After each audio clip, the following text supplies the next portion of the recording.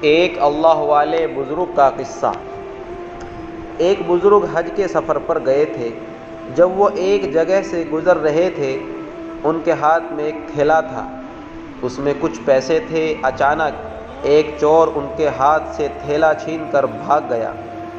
جب چور کافی دور نکل گیا، تب اچانک اس کی آنکھوں کی روشنی ختم ہو گئی۔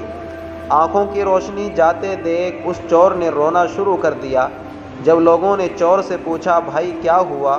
تو وہ کہنے لگا، میں نے ایک آدمی کا تھیلا چھینا ہے، وہ کوئی بڑا اللہ کا قریبی بندہ لگتا ہے، میری آنکھوں کی روشنی چلی گئی، خدا کے لیے مجھے اس کے پاس پہنچا دو تاکہ میں اس سے معافی مانگ سکوں۔ جب لوگوں نے پوچھا کہ یہ قصہ کہاں پیش آیا، تو کہنے لگا، فلاں نائی کی دکان کے قریب پیش آیا۔ لوگ اس کو اس دکان پر لے گئے اور نائی سے پوچھا کہ اس طرح کا کوئی آدمی یہاں سے گزرا ہے، آپ اسے جانتے ہو؟ اس نے کہا، مجھے اس کا گھر تو پتہ نہیں، ہاں مگر نماز کے لیے وہ آتے جاتے رہتے ہیں، اگلی نماز کے لیے پھر آئیں گے۔ یہ لوگ انتظار میں بیٹھ گئے۔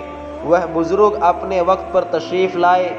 لوگ اس چور کو ان کے پاس لے گئے تو اس چور نے جا کر ان کے ہاتھ پاؤں پکڑ لیے کہ مجھ سے غلطی ہو گئی، گناہ ہو گیا، نادم ہوں، شرمندہ ہوں، میری آنکھوں کی روشنی چھن گئی، آپ اپنے پیسے واپس لے لیجئے اور مجھے معاف کر دیجئے تاکہ اللہ تعالیٰ میری آنکھیں ٹھیک کر دے۔ وہ بزرگ کہنے لگے کہ میں نے تو تجھے پہلے ہی معاف کر دیا ہے۔ یہ سن کر چور بڑا حیران ہوا، کہنے لگا، حضرت میں تو آپ کا تھیلا چھین کر بھاگا اور آپ کہتے ہیں کہ معافی مانگنے سے پہلے ہی معاف فرما دیا۔ وہ فرمانے لگے، ہاں میرے دل میں کوئی بات آ گئی تھی۔ فرمانے لگے، میں نے ایک حدیث پڑھی جس میں نبی اکرم صلی اللہ علیہ وسلم نے ارشاد فرمایا کہ قیامت کے دن جب میری امت کا حساب پیش کیا جائے گا تو میں اس وقت تک میزان کے قریب رہوں گا جب تک میرے آخری امتی کا فیصلہ نہیں ہو جاتا۔